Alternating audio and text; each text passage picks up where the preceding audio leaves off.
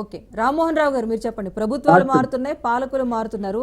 So ఇంతమంది చెప్తున్న దాంట్లో కూడా ఏంటంటే అవినీతి అయితే జరుగుతోంది, కమిషన్లు కూడా తీసుకుంటున్నారు. కాకపోతే పర్సంటేజ్లోనే ఆ వేరియేషన్ కనిపిస్తోందని చెప్పేసి ఏ పార్టీ నుంచి ఎలిగేషన్స్ వచ్చినా కూడా అదే చూస్తున్నాం. సో అవినీతి అనేది ఇలా పెరిగిపోతూ వెళ్తే కనుక అసలు ప్రజలకు ఏం భరోసా ఉంటుంది ప్రభుత్వాల పైన?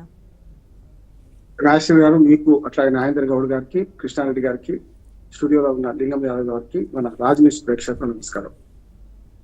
మీరు చాలా మంచి ఉదాహరణతో ముందుకెళ్ళారు రాజశేఖర్ గారు. రోజు నుంచి మొదలుకొని చాలా మంది మహానుభావుల కొటేషన్స్ పేర్కొని ఈ చర్చను ముందు పెట్టారు. నేను ఆ రెండు పార్టీల చెప్పుల్లో కాలు పెట్టాను. ఎందుకంటే ఒకరి మీద ఎవరు ఆరోపణ చేసుకుంటారు, బీఆర్ఎస్ కాంగ్రెస్. కృష్ణారెడ్డి గారితో నేను ఏకీవిస్తున్నాను. ఎందుకంటే నేను కూడా ఈ చర్చ కన్నా ముందు కొంతమంది కాంట్రాక్టర్లతో మాట్లాడొచ్చాను. ఎందుకని ఇందుగడ అందులేడని సందేహము వలదు చక్రి సర్వోపగతి అన్నట్టు అన్నిట్లా అవినీతి ఉన్నది. అప్పుడు ఉంది, ఇప్పుడు ఉంది. అప్పుడేమో ధర్మలంచం, ఇప్పుడు కొంచెం కమిషన్ పెరిగింది, అంత తేడా ఏం లేదు. రెండోది కూడా జరిగింది ఏంటంటే, అప్పుడేమో ఒక కుటుంబం కొందరు బాగుపడరు, వికేంద్రీకరణ, అవినీతి కేంద్రీకరణ. ఇప్పుడు అవినీతి వికేంద్రీకరణ జరిగింది. అంటే కింది నుంచి పై దాకా మంత్రుల దాకా అందరికి కమిషన్ పోతున్నాయి. ఈ సర్వవ్యాప్తం. లింగం యాదవ్ గారు ఒప్పుకోరు, ఇటు పక్కన మనకు నాగేంద్ర గౌడ్ గారు ఒప్పుకోరు. కానీ అప్పటికి ఇప్పటికి అవినీతిలో రూపాలు మారినాయి అంటున్నారు. అప్పుడు అవినీతిలో కేంద్రీకృతమైన అవినీతి జరిగింది, ఇప్పుడు వికేంద్రీకరణ జరిగి కింది నుంచి కావో ఆర్ కానదు అనే సమస్య తయారైంది. వీళ్ళు కింది నుంచి మీ దాకా. నేను నిజంగా మీరు అన్నట్టే కృష్ణారెడ్డి గారు, కాంట్రాక్టర్లతో నేను కూడా కొంచెం ఇష్యూ వచ్చినప్పుడు వాళ్ళతో మాట్లాడితే ఇదే చెప్పిండ్రు. సార్, ఇదివరకు మేము సర్పంచులు సురి యాదయ్య గౌడ్ గారు ఉన్నారు, మీ అందరికి పరిచయం. ఆయన సర్పంచుల సంఘం అధ్యక్షుడు, తాజా మాజీ సంఘం. ఆయన 4-5 రౌండ్ టేబుల్ పిలిస్తే పోయినా. ఎంత ఆవేదన ఉందంటే, సర్పంచులు గ్రామం కోసం పనిచేసి కాంట్రాక్టులు చేసింది.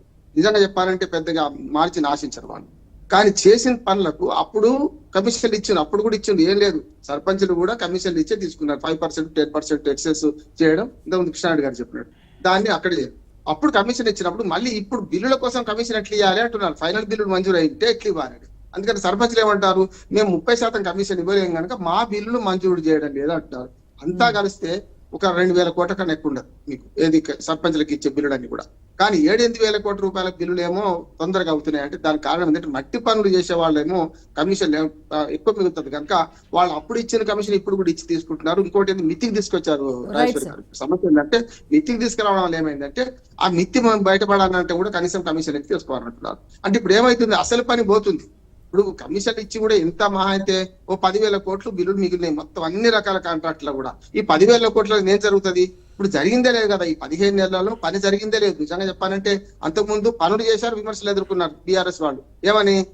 కమిషన్ మిషన్ కాకతీయ, దాన్ని కమిషన్ అని చేర్చారు ఇదే కాంగ్రెస్ వాళ్ళు. అంతకుముందు mission Bhagiratha, commission Bhagiratha, mission Kaleshwaram commission Kaleshwaram అన్నారు. పనులు జరిగినాయి, సరే 5%, 10% ధర్మాలంతా తీసుకున్నారు, వాళ్ళు కాదంటలేదు. అందుకనే ఇంతకుముందు లింగం యాదవ్ మంచి విషయం జ్ఞాపకం చేశారు. ఇది 3 లక్షల దళిత బంధులో 3 లక్షల కమిషన్లు మా వాళ్ళు ఎమ్మెల్యేలు తీసుకుంటున్నారు కదా. ఇప్పుడు ఏమైతుందంటే, స్వయంగా కాంగ్రెస్ పార్టీ వాళ్ళే విమర్శిస్తున్నారు, ఇంకోరు కాదు నేను అంటున్నా. ఇప్పుడు చూపెట్టంటే, ఇప్పుడు ముంజేది కంకడానికి అర్థం ఎందుకు? నేను స్పష్టంగా చెప్తున్నాను. కాంట్రాక్టర్లు ఎవరిని పిలిపించి మీరు ఈ చర్చలో కూర్చుని పెట్టండి. కాంట్రాక్టర్లు పెడతారు కదా, ఎవరికి ఎంత కమిషన్ పోతుంది, ఏ మంత్రికి ఎంత పోతుంది అని చెప్తారు కదా. దీన్ని విడిచిపెట్టి మనం మాట్లాడుకుంటే ఏమైందంటే, వాస్తవం క్షేత్రం విడిచి కర్ర విడిచి సాగు చేసినట్టు అవుతుందని నేను అంటున్నాను. సో ఓవరాల్ గా ఏ ప్రభుత్వమైనా డబ్బు లేనిదే, డబ్బు చేతులు తడవందే పని జరిగే పరిస్థితి లేదు. ఎక్కువ తక్కువ అంటున్నాను నేను. ఇప్పుడు రాజుగారి భార్య చిన్న భార్య మంచిదంటే పెద్ద భార్య మంచిది కాదని కాదు. ఇక్కడ సమస్య ఏంటంటే, గతంలో అవినీతి కేంద్రీకరణ ఉండే, కొందరే తీసుకున్నారు, మిగతా వాళ్ళకి దక్కలేదు. ఇవాళ అన్ని స్థాయిల్లో అవినీతి పెట్టిరేగిపోయింది. 5%, 10% కమిషన్ నుంచి 15% నుంచి 30% కమిషన్లు నడుస్తున్నాయని మొత్తం లోకమే కోడే కూస్తున్నది. నిజంగా ఏ రంగంలో కమిషన్లు జరుగుతున్నాయి వాళ్ళు పిలిపించి మనం మాట్లాడితే అందరూ చెప్తారంటున్నాను. రెండోది ఏంటంటే, ఒక దాన్ని తప్పించుకోవడానికి దీన్ని ముందు తీసుకొస్తారనుకున్నాను. అందుకని మీరు అన్నారు, ఒక మంచి కొటేషన్ చెప్పారు, నేను కూడా చెప్తున్నాను. మంచివారి మౌనం దుర్మార్గుల దుష్పరిపాలనలో మగ్గాల్సి వస్తుంటున్నాం.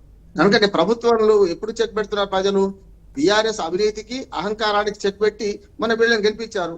మళ్ళీ వీళ్ళు అదే పని చేస్తుంటే మళ్ళోసారి కథ కాసి బాధ పెడతారు. అంతేందుకు మీరు ఫిర్యాదు ఎమ్మెల్యేలు చూసుకుంటే రాజేశ్వరి గారు, 12 మంది అంతకుముందు చాలా మంది మారిండ్రు. 2018 తర్వాత గెలిచిన టీఆర్ఎస్ ఎమ్మెల్యేలు, కాంగ్రెస్ ఎమ్మెల్యేలు టీఆర్ఎస్ చేరితే 10 మందిని ఓడించారు ప్రజలు అవకాశం వచ్చినప్పుడు. కాళోజీ నారాయణరావు గారు అన్నట్టు, కాలంబు రాగానే కాటేసి మరో 3.5 ఏళ్ల తర్వాత ప్రజలు ముందుగా అయితే ప్రశ్నించే ధైర్యం ప్రజల్లో ఉండదు. ప్రభుత్వ అధికారులు ప్రశ్నిస్తే వారి జీవితాలు ఎలా ఉన్నాయని చూస్తున్నాం. ఇప్పుడు మౌనంగా మళ్ళీ ఉన్నారంటే ఓటు వచ్చే వరకు ఆగడం తప్పిస్తే ప్రజల జీవితాల్లో అయితే మార్పులు రావు అనేది క్లారిటీ రాజశేఖర్ గారు రైట్ ఇప్పుడు ఉద్యమాలు జరుగుతున్నాయి కదా, నేను ఒకటి చెప్తున్నాను. ఇప్పుడు 6 గ్యారంటీలు 13 హామీలు సరే 400 నేను కానీ వీటిలో అమలు జరగడం లేదు, స్పష్టంగా తెలుస్తుంది. అరకొర హామీలు అమలు జరుగుతలేదు.